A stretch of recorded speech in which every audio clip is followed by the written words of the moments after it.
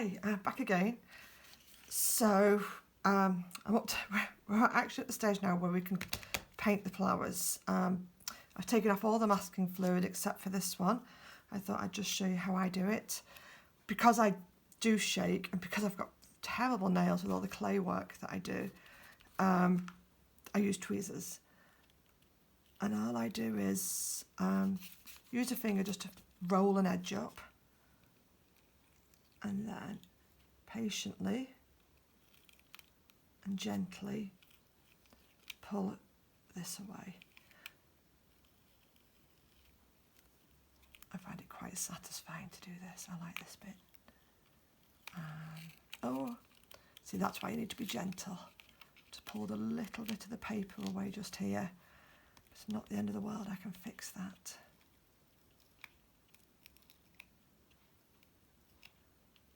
This is why I didn't video me taking the masking tape off the whole picture.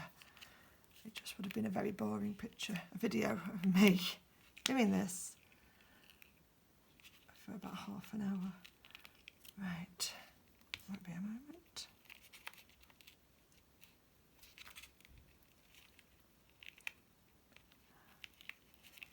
Right, so that is all of the masking fluid off except for this one here. I thought I'd leave that on because if I end up painting up there, that'll look quite good up there. Right, so flowers. Choose whichever colours you like. I like the purples, pinks, oh, and mustards. I've not done mustards. I'll ignore my dogs in the background there. Boys, thank you. They need to go out for a walk. They're desperate for a walk, so just ignore them for now. I'll just make a nice, again, dirty mustard. I'm sure there must be a proper term for them, but I like my dirty colours like that. A bit more. Sorry, just a little bit more. I am fussy when it comes to the colours. That's better. So, let's do the same. I'll do this side and then I'll finish it off without you all. Right, so colours. Remember to leave some white. And we're going to start with the light colours again. Just going to go in there nice and light. No more than that, and we can always come back to it. We do some more. Just remembering to keep the just keep that patches of white on it. They don't look much at the moment, but as you darken the colours, the bits of white that you've left will come out really nice. I wasn't going to do this half, was I? Right. So that's some pinks. Purples. I used dioxin purple and again the indigo just to darken it down a little bit.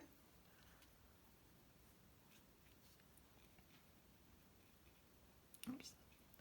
I think I could be wrong, but I think because I used the same indigo with all of the colours, the grass, the sky, the flowers, I think that's why it all complements each other, because it has the same colour running all the way through them. Could be wrong, but that's what goes on in my head when I mix them. So just clean my brush up there. I don't want these definite edges, I like them a little bit softer. Like this. And like I say, it's really quick. The longest part here is just waiting for colours to dry. I have a really cheap hairdryer that I use, and it's it's always next to me here. Nice cheap one, and it makes the world of difference. You can buy professional paint dryers, which are lovely. I think that was about £2.50, so from the charity shop, so I'm fine with that. Right, mustard on these swirly bits and the long bits. technical term. And like I say, I'm just placing down the colour. Don't worry about here where the ink's come off. We can always pop it back in later at the very end.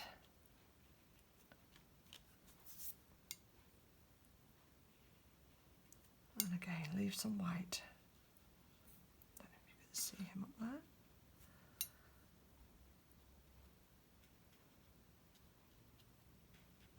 It's already coming together already, looking quite nice. So back in with the pink.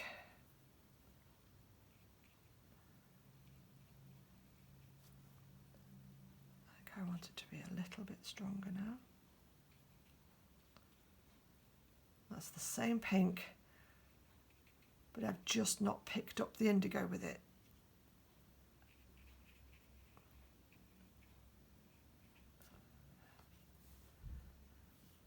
And again, this is all just now, just layering up the colours.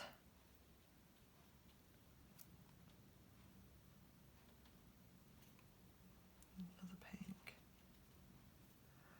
And then a little bit more purple. Always testing your colours as well before you pop them on the paper.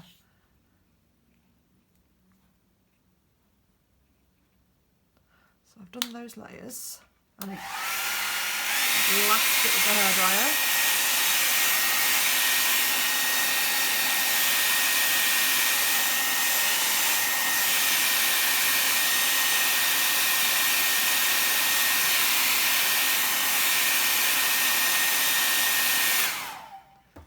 I'll just show you on this one how I start to get the details in. So much thinner brush. This is the one I was just using, a much thinner one. And then, where's my pinks gone? I'm going to pop some pink here.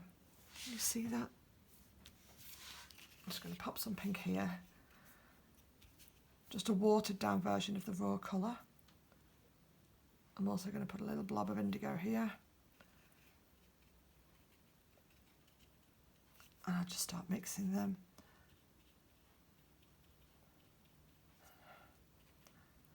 Just because of the way I work, I use such small amounts of the paint that it doesn't make sense to mix a whole one.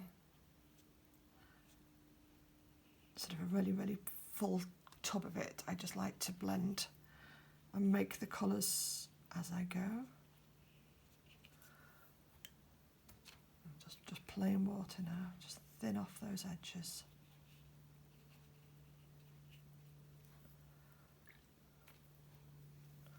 Just to give it a little bit of balance, I will just use the indigo by itself. Fill in some of this. Again, leaving some white as I go. Paint some others whilst I'm waiting for that to dry.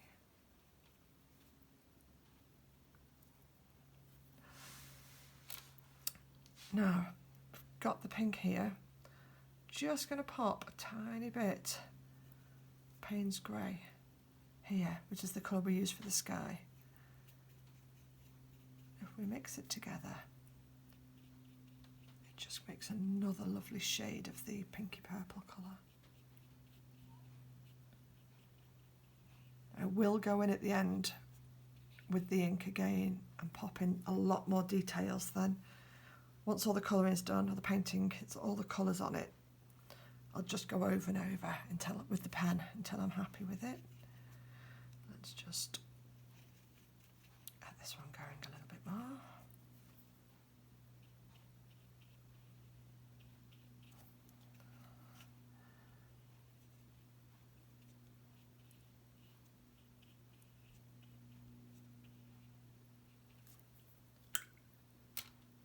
Till I'm concentrating, I've gone quiet.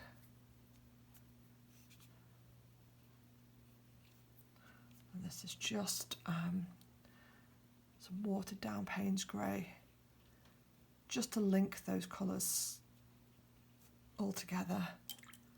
Only a little bit though, you don't want it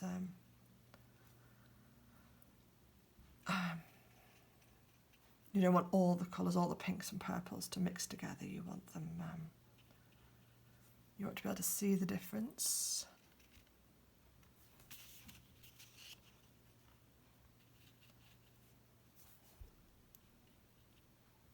Yeah. I'm just going to dry this one.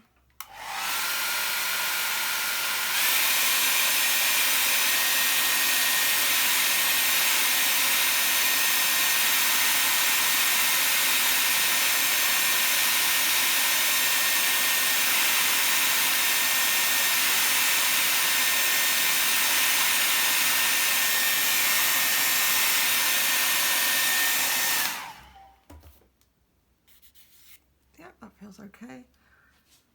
And now, I wouldn't normally do this to the very end. At the very end, when it's all painted, so you can see that where it balances and where it doesn't balance the colours.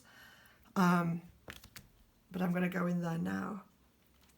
I would normally take all of this edging off as well. Take all of this off. It doesn't matter to me if it bleeds here, it's because I've not pressed it down hard enough, but everyone's different. It's you also don't have to use the tape, in my opinion. So if we leave that there, and so you can see this area. Oh, I need to paint him. I've just obviously hair dried him, and I'm going to go in with some fine pens now. I'll start with the it's so tiny, it's beautiful. I just want some old dry paper, just put my hand on. It's too fine. This is the 01. That's it. And I just like to create more more of an outline, I suppose, more texture. I don't know what you would call it. More black stuff. And just sort of liven it up a little bit.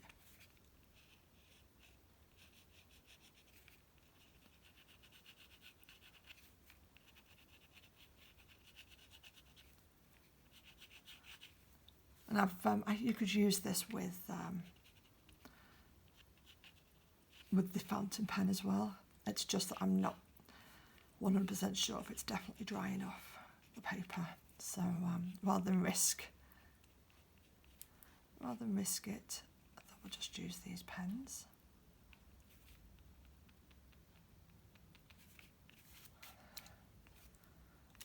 And then, totally forgotten to paint in my little, I don't know, are they, with the pollen stamer? Something like that. Right. And I thought I'd do those a similar colour, just lifting a little bit of it off with a dry brush. Can go in there again later with that. Try this colour.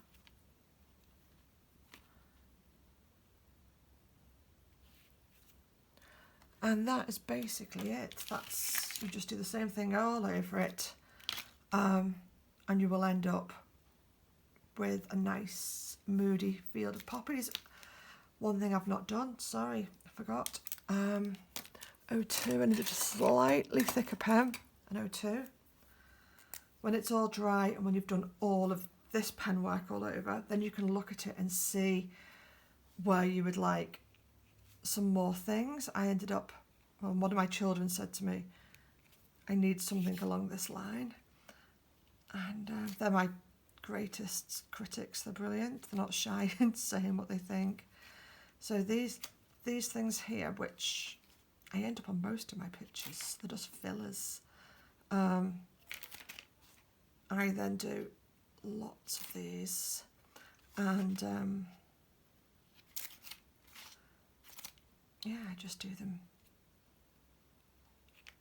all over the show, and it just fills it in a little bit more, and they get bigger, the circles, as they come towards you. and that just, it just sets it off a little bit more, doesn't it? And I would normally, I'd go in and paint this grass just a little bit more defined. But the reason I leave this to the very end normally is just so you can see the balance again. You can think, well, okay, there's got a lot, there doesn't, and you can just balance it all out. I shouldn't really be doing this at this point because it might not work. So I'll stop. Actually, I'll just do some more here.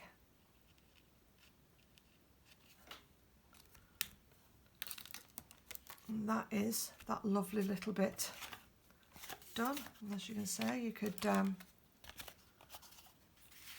a little frame. You could just do a little picture. What's that, about A5? And it would still look quite nice. And you could do it that way. It's always different. I quite like sometimes doing a larger messy picture, and then you can frame whatever you want, because everything is just a little bit different. Anyway, I hope this made sense. Please let me know if you've got any questions. Yeah, and thank you to the lady who asked me to do this.